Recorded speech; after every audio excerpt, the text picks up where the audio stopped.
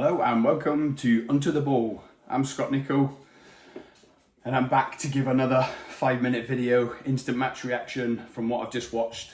Liverpool 2, Wolves 2 in the FA Cup third round.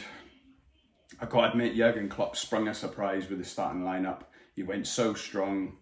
You can see why he done it. You thought, let's hit the ground running, let's blood Gakpo in, let's try and build a bit of momentum. We're at home. But if anything, it's set us back even more because Wolves rested loads of players and you thought, here we go, Saturday night, this will make your weekend. We'll blast these, and if anything, we've just got out of jail there. I don't know what happened with that offside at the end. We got away with one. But yeah, if that's as strong as Liverpool get, honestly, if our season was a dog, we'd be getting it put down. Just get it put down. I was happy with Matip and Konate being in defence. Matip is obviously one of my favourite defenders, probably one of the best defenders in the world. So Konate's just come back from the World Cup with France, made it to the World Cup final, had a great World Cup. So I thought we should be able to cover for Van Dijk. And it's only Wolves who've scored 11 goals in 18 Premier League games. They've scored the least amount of goals in the league. So I thought surely this would be a good night. But of course, it was nothing like that. It was Istanbul territory. End to end, exciting, comeback. They should have won. They should have beat us. I don't know what happened with that offside at the end.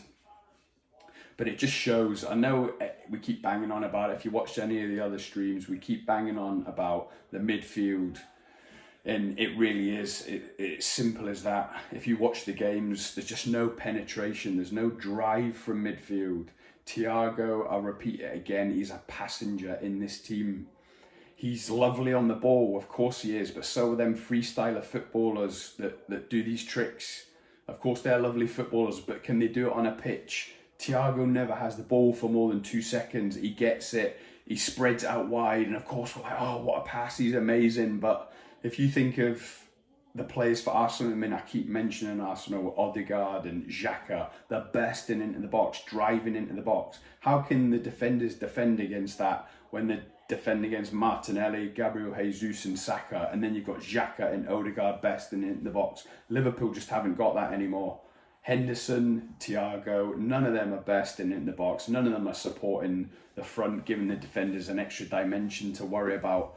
Thiago, like I say, he's never got the ball for more than 2 seconds. Gets it, touch. He might do a little shimmy with his shoulders and he's gone and it looks great and the crowd are clapping, but we just need more than that. He is a passenger. Obviously, Klopp tried to change it in the second half and brought Keita on and he pretty much stood up front. He was obviously saying that's what we need as a midfielder, getting in the box.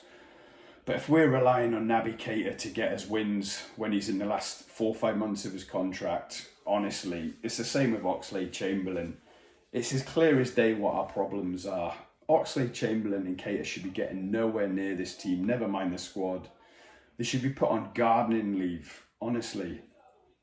If you think of when you're at school and you're on your last day in July before your summer holidays and you're playing Connect 4 and Kaplunk, that's what Oxlade-Chamberlain and Keita should be doing. It really is, and they're not. We're sticking them on, trying to ask them to dig us out of a hole.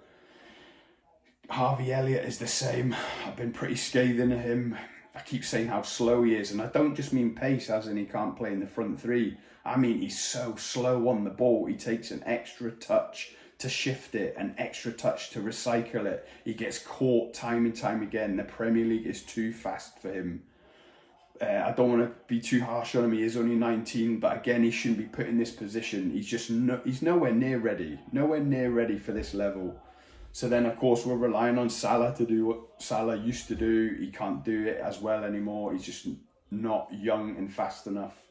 Nunez had a good game. Gakpo had a good game.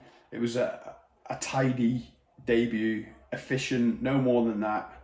He didn't get any bums off seats or anything like that, which obviously it's his first game at Anfield. You can't put too much pressure on him. But someone like Nunez, Darwin Nunez, gets bums off seats. I'm delighted he got his goal.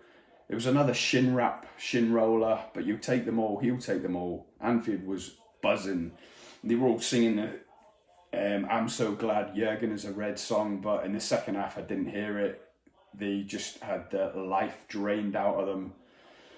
So there you go. The rock continues. The strongest Liverpool 11 at home couldn't dispatch a much changed Wolves side, and we go to a replay in the FA Cup. The last thing we needed, to be honest. So that's it. If you've made it this far and you like our videos, please remember to like and subscribe. If you're enjoying my pain about Liverpool being beyond dreadful, join me, Trav, and Obi in the next episode. We'll see you then. Cheers, guys.